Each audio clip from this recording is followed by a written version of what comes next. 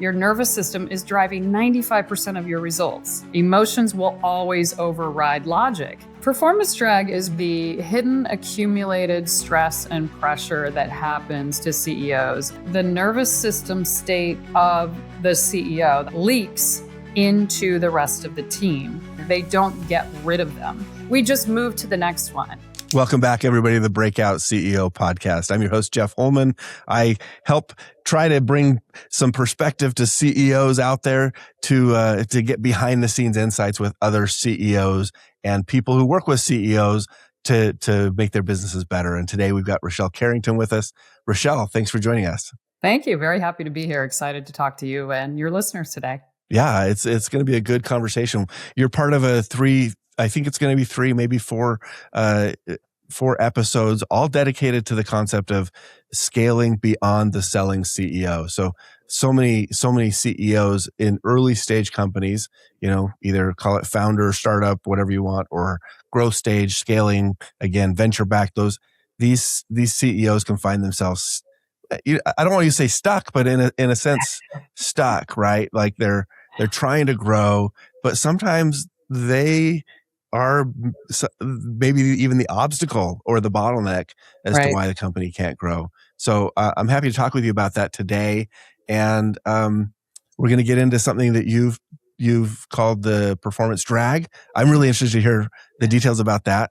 But before we do that, give us a little flavor about your background and what qualifies you to be working with scaling CEOs. Well, I guess what qualifies me is that I have been one, still am one. And so I understand a lot of the things that scaling CEOs go through. But the way that I landed here with performance drag was just through my own story of building up a sales training company to a 7-figure business, which was my intention and my goal. And when I got there, everything on paper looked amazing. I had the custom house and the fancy cars and the great business and the high income. And yet I was happy about it, but I started to wake up in the morning with this feeling of dread. And it was really disorienting because, we get taught that when you hit that ultimate goal that you have, that when you get that success, that you're going to be happy and everything's going to become easier. And I was feeling the opposite of that. I was feeling dread. I was feeling like things were just getting harder, even though I knew what it is that I needed to do. And so I did all the things that, scaling CEOs get taught to do when you feel a little bit stuck. And so I did all the mindset hacks. I did journaling and positive affirmations and meditation, and I would feel a little bit better, but then that feeling of dread would come back. And then I thought, well, okay, if that's not working, maybe I'll go do therapy. And I did that and got to relive all my, childhood stories, which is not that fun. And got probably helpful to a degree, but, got a little understanding of things, but it didn't get rid of it. And so that sort of got me on an obsession with trying to figure out what was going on. What was the problem? Was it me? Was it something else? And so I stumbled into really doing some research into neuroscience and what really impacts performance. And what I found was a couple of neuroscientists. Can I pause you there? Sure. Oh, this is like we're right on the edge here, and I don't want to delay it, but I don't want to. I know we're going to kind of dive deep here, so I don't want to skip the opportunity. Like what you've just described, if we're talking about problem solution statements or whatever, what you just described is the problem, right? And that's so many people feel that, and I think this show exists. I know it exists. It is intended to exist because I created it to exist in part because of this exact problem. Did you find it hard to be the person that's like, people are hiring you to train them, and then you're saying, wait a second, I've got some, I'm teaching people how to be CEOs or how to get through their own struggles. And yet I'm running into my own roadblocks. Is that a confusing place to be at all? And I ask that because as an attorney, people come to me and they're like, help me solve my problems. Not therapy, at least not usually, but help me solve my problems. And then I turn around in my business, my own business, my law firm, and I say, man, I'm helping people solve problems all day, and I think I'm pretty good at it, but I'm running into my own obstacles, or maybe sometimes I am my own obstacle, perhaps. So Is that it? Is there kind of a contradiction? Not contradiction, but is there maybe a tension there between being the trainer versus how to get past your own roadblocks? Well, it certainly can be. I think that's the whole story about the cobbler whose family has no shoes. But the difference here was that as I was going through, what I was experiencing, I found the solution, and in the neuroscience of what was going on and what really impacts performance, I fixed it within myself and developed the methodology before I ever used it with any clients. And so I became a Yeah. product of the product before I went out and said, hey, now, there must be thousands of other CEOs and founders who are experiencing the exact same thing I am. I can't be the only one, or at least that's what I was hoping. Yeah. And Yeah. so I became a product of the methodology and built the thing to help me that then became the thing that is helping, a lot of other CEOs and founders out there. Yeah. And that makes sense because, Yeah. you are the trainer. So when you learn the new skill or you figure out how to overcome something, you're probably like, next step is just naturally, well, let me show you how to do it too. Right. Right. I believe that it's very important to be a product of the product. And it doesn't mean I'm perfect, believe me. Nobody is. We all still have things that, roadblocks that come up. But to be able to say, hey, this is what I went through and I figured out a solution and now I can help you through it as well, says a lot that we basically eat our own dog food here. Yep, for sure. Yeah. And sometimes you don't have to be, light years ahead of the people you're training. You got to be a few steps ahead at least, so you've Correct. seen around the next corner at a minimum, or over, or as we might say in Utah, you've seen over the next ridge, right? So Yes, absolutely. Absolutely. so tell me a little bit about what performance drag means. Then Sure. I can guess, but I want to hear your explanation. Yeah, performance drag is basically the hidden accumulated stress and pressure that happens to CEOs, and it really starts to affect their execution. They get more mental noise. It affects their decision speed. It affects the clarity and their focus. And eventually, that will result in stagnant or stalled revenue. And so it's just that hidden Mm-hmm. accumulated stress that most people don't know is there, and they believe it's just how it feels when you build a business. This is just what's going to happen. And the answer is that's actually not true. It doesn't have to happen that way. Is this an external thing or an internal thing or some combination of the two? It's an internal thing.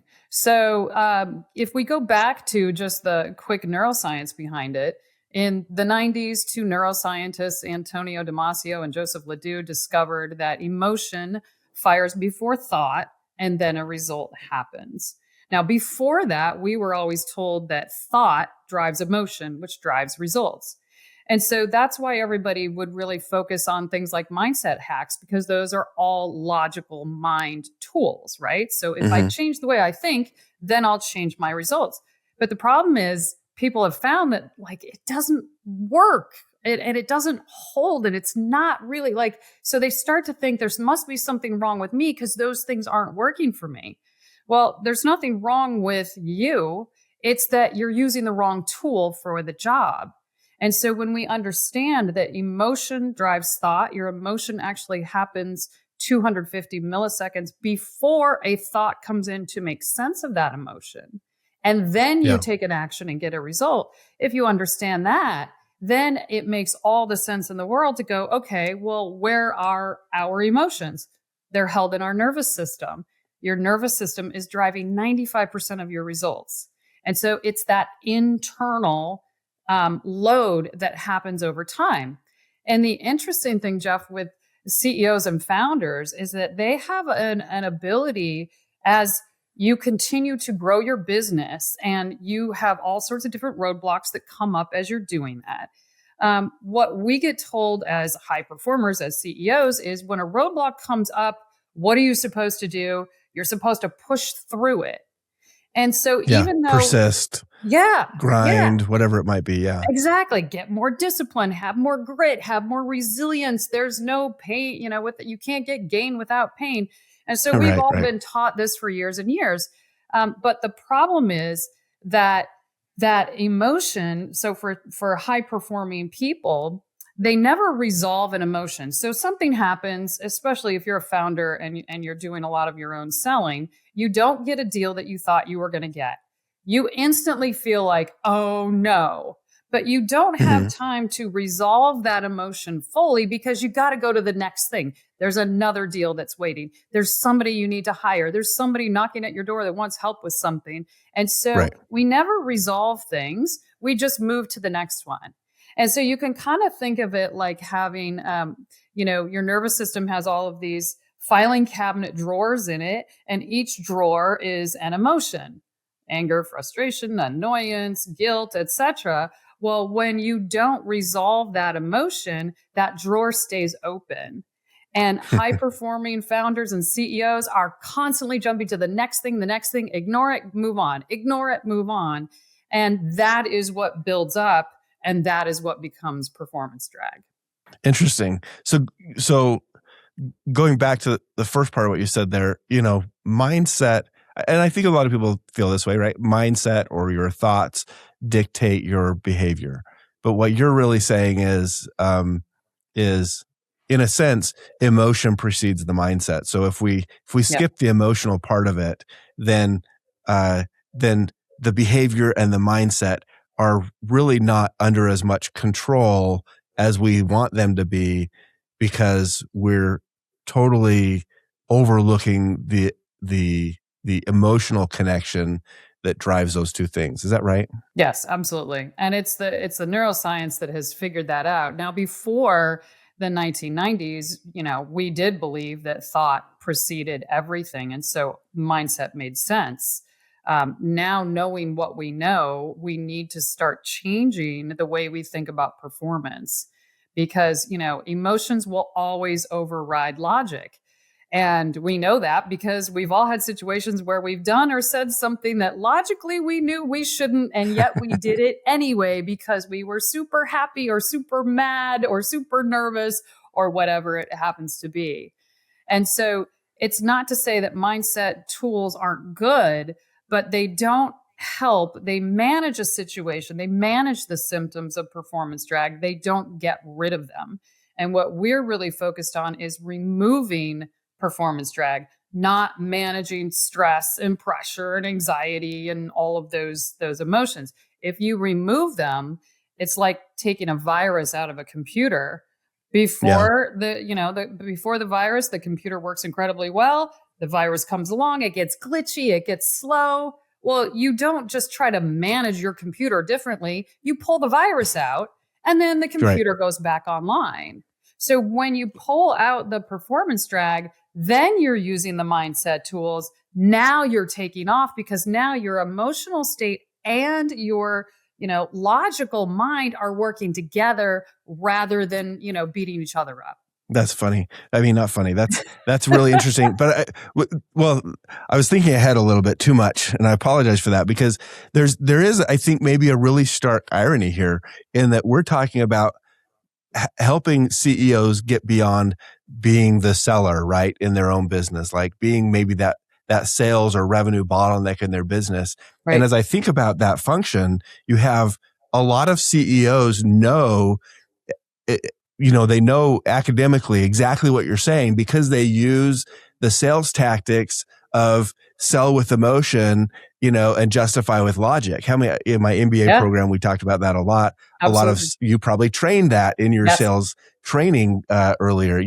People make sales or purchase decisions based on emotion first and justify with logic. We can all think back to how many things we've tried to tell our spouse or partner or family, this was a great purchase decision, even though that has nothing to do with why we actually bought it.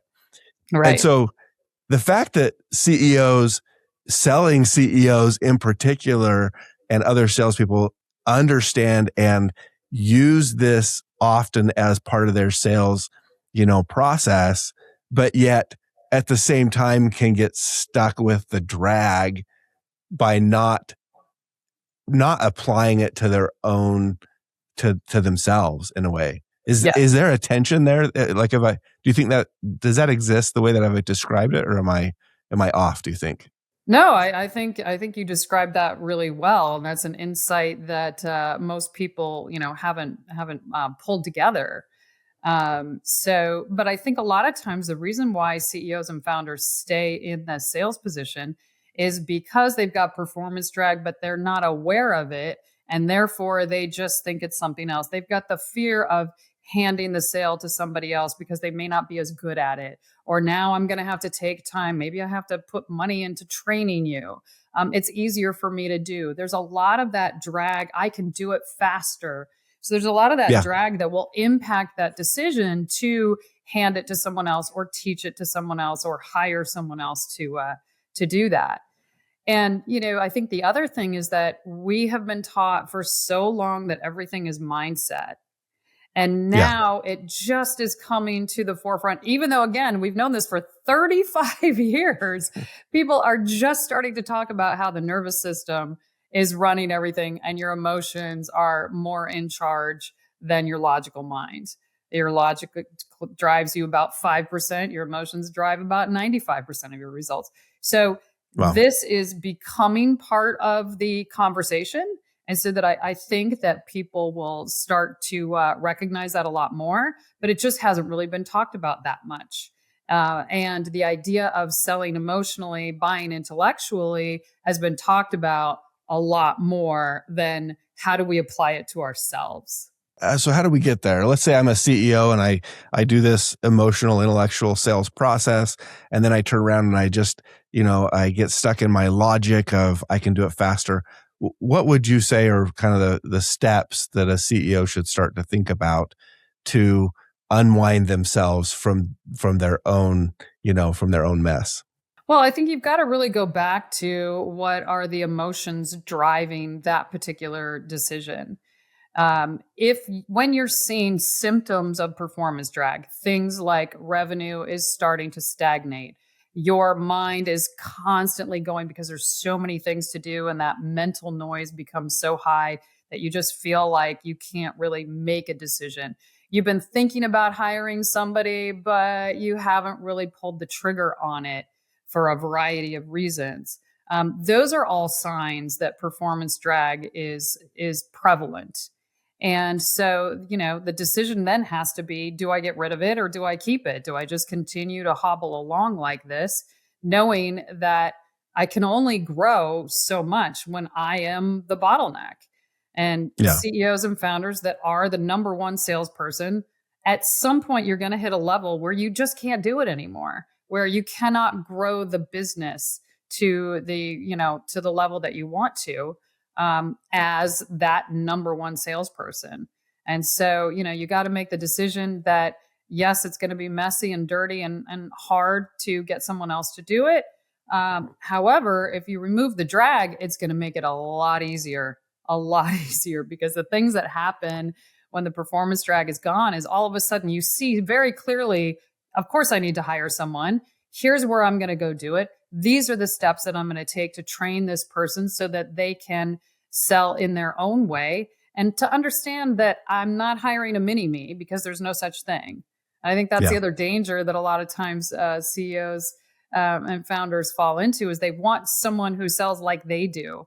And that is not going to happen, because no one is ever going to be as vested in the product and the company as you are, ever.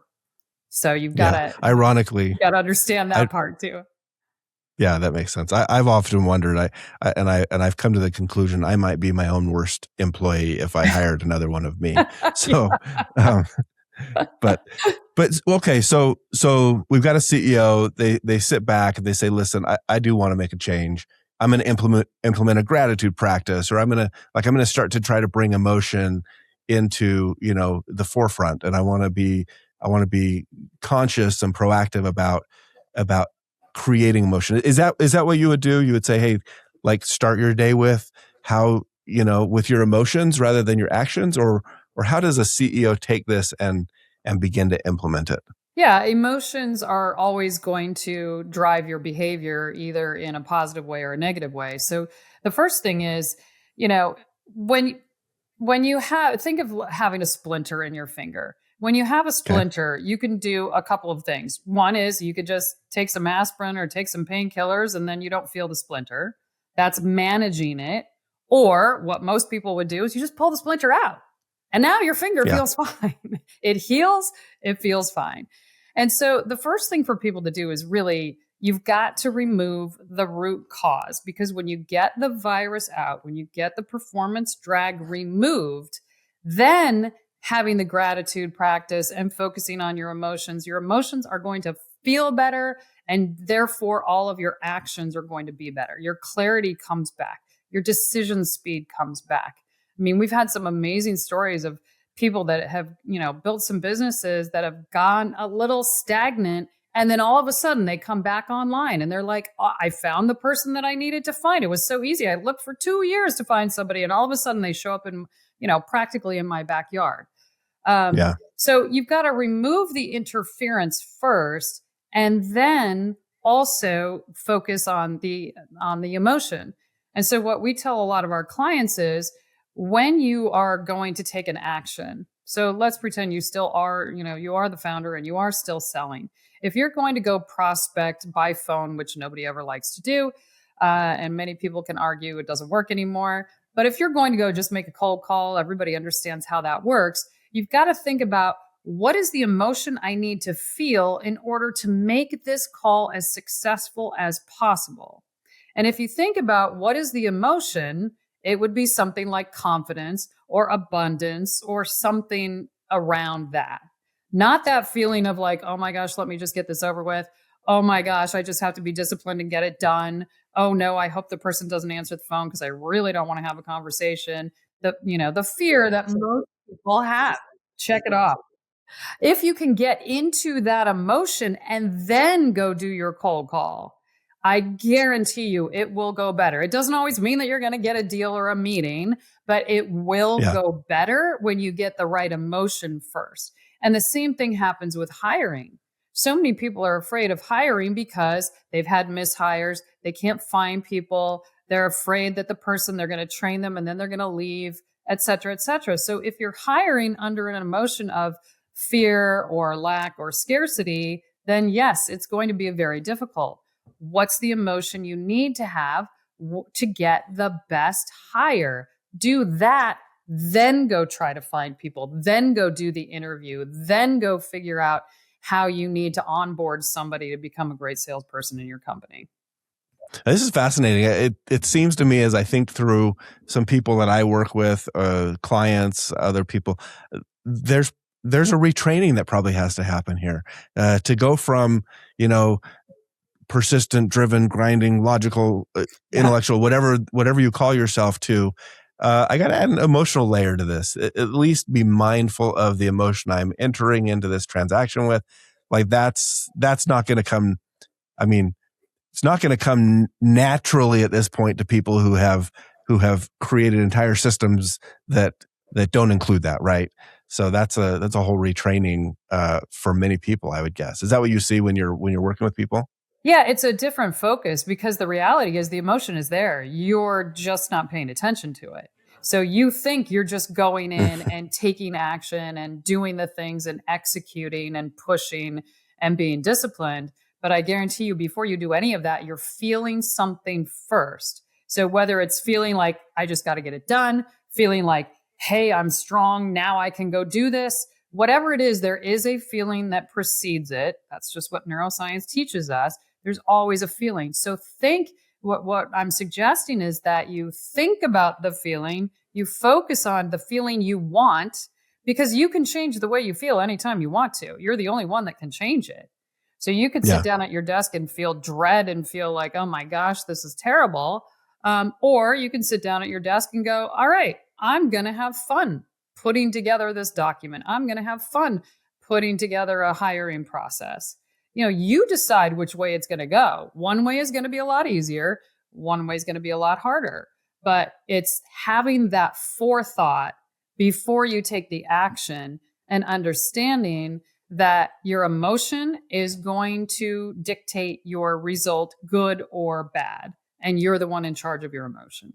Well, I'm really glad for the added explanation, because I probably made a fundamental error in assuming that we do a lot of things without emotion. I'm glad you clarified that everything we do is with emotion. We're just perhaps overlooking it, not recognizing it, not acknowledging it. Right. So, well, I want to ask one last question here, if I can, and that before then you're welcome to share your information if you want people to get a hold of you. But we're talking about this from a CEO kind of, I think, really individual level. Is there an aspect of this that also applies to team culture? I mean, are you able to take this same neuroscience concept and, I don't know if implement it is the right word, but at least understand that it's part of your team culture too? Does that apply here? Oh, absolutely. Much more than most CEOs really realize, because the nervous system state of the CEO, the highest ranking person in the company or in the room, leaks into the rest of the team, even though you may not know it. Because we are emotional beings, we feel the way other people feel. We know when someone's upset, when they're under stress, when they're happy, and we have a tendency to mirror those same feelings back. So when the CEO is under a lot of pressure, a lot of performance drag, stress, whatever it may be, that CEO's emotions are leaking into all of the team, and they don't have to be in the room with you in order for that to happen. And you can see that in companies where you see morale decreasing, where you see people becoming more quiet in meetings, people that are not taking risk, when you see your team executing more slowly, when you see people kind of, taking a lot more pause before a price is raised, or when a negotiation is done, or when a product is launched. And so you can see that. And so, and as the nervous system of the CEO is impacting the team, that also impacts the speed of the team. And we all know that the speed of the decisions will start to stagnate growth over time. And so it's really, really important for the CEO to be very aware of whether they've got that drag, and when they are leaking it into their employees. And you can't fake it. People know. You can go in with a smile, but if you're not feeling it, everyone knows. They see the leakage. I'm gonna have to bring that phrase into one of my team discussions here. Sorry to be leaking all over you, or I don't know. No, this is fascinating, Rochelle. I mean, what I'm taking away from this, in addition to the words you're saying, is there are so many layers to this, from personal performance as a CEO to team performance, from making maybe the right decisions or better decisions to making faster decisions that benefit the team. I love the layering here, and we might need to explore this again at some point in the future. But in the meantime, where could people find you if they want to hear more about performance drag, or if they feel like maybe I've got some performance drag that I need to address? How would they get in touch with you? Well, the easiest thing, we created a free performance drag scorecard. It takes about a minute, and it will give you an instant result and tell you how much performance drag you have and what you can do about it. And so people can find that by either going to my website, emotionalbp.com. You'll just find a little button on there and click that, or you can go to bit.ly. So it's bit.ly/founder scorecard. And that's free. You can instantly find out what your level of performance drag is. And then, of course, you can also find me on LinkedIn, and lots of different articles and YouTube videos that you can find on there and learn more about performance drag there as well. I love it. Well, this has been really insightful, Rochelle, and I just want to say thank you for joining me today and sharing these insights with me. It's been a pleasure having you on. Absolutely. Thank you so much. And thanks to our audience for joining us again on another episode of the Breakout CEO Podcast. Be sure to follow or subscribe on your favorite podcast platform. And if you enjoy the show, a rating or a review goes a long way. Our mission is to promote the stories of breakout CEOs in scaling SaaS, e-commerce, and tech companies, to equip peer CEOs with valuable perspectives and confidence. Thanks again for joining us on this episode of the Breakout CEO. I'm Jeff Holman, and I'll see you next time.